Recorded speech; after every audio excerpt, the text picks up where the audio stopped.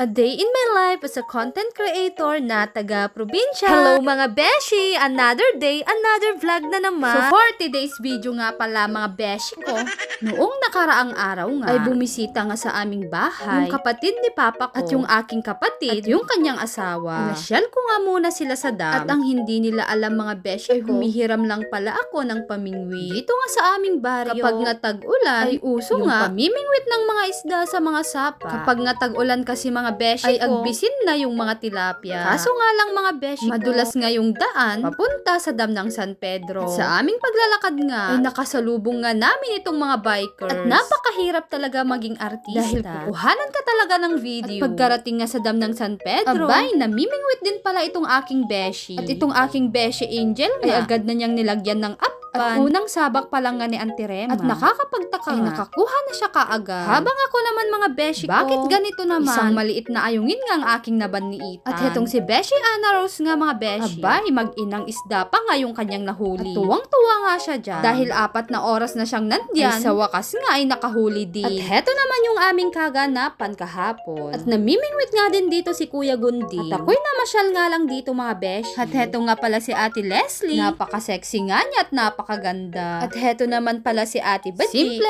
pero maganda. Ayan nga si Ate Elaine. Abay, maganda nga rin to beshi. Naghiwa nga ito ng mga papaya. At tinimplahan nga niya ito ng suka na may sili. Ay na naggimasan mga beshi ko, pasaray lang agkakatay ti tao. Hello daw, sabi ni Kendra. At habang itong dalawa naman, busy sa pagluluto. At pinapakita nga dito ni Ate Elaine yung kanyang daliri. Dahil ito'y nangatinga dahil sa dagta ng papaya. Napakaganda nga ng kanyang kamay. At napakakinis pa. At hindi tulad sa aking kamay mga beshi ko, uratan na nga, kakalkalyo pa. At ito nga yung adobong palaka na niluto ni Kuya Gunding na napakasarap talaga. At ito naman yung aming naging kaganapan kaninang umaga. Dumaan nga kami sa may fish pan. At yung mga isda nga dito ay nagkikimaw-kimaw na nga sila. At medyo malalaki na nga sila mga beshi. Pinuntahan nga din namin yung mga baka. At itong maliit nga naming baka ay napakaamo nga. At agad nga pala silang lumalapit para humingi ng asin. At kulang na lang nga mga beshi ko, ay hahalikan na si Papa ko. At hindi na nga makapaghintay yung mga baka. Dahil na-miss nga nila yung kanilang amo. At hetong si Beshi Mikay ay takot nga itong pumasok, baka kasi habulin ito ng mga baka. Itong isang maliit na baka kasi mga beshi, humigpit na kasi yung tali dahil sa kanyang paglaki at pagtaba. Kaya kailangan namin itong hulihin para matanggal yung kanyang tali. Kaso nga lang mga beshi ko, ay napakatalino nito dahil alam na alam niya kapag ito'y aming hulihin na. Pagka-uwi nga namin mga beshi ko ay kumuha nga kami ng dahon ng alibangbang para pang-asim sa aming uulamin. Mas okay nga ito mga beshi ko dahil mas sumasarap ang ulam kapag ganito yung pang-asim. At syempre mga beshi ko, another day, syempre another kakalapin na ulamin na naman tayo. Ngayon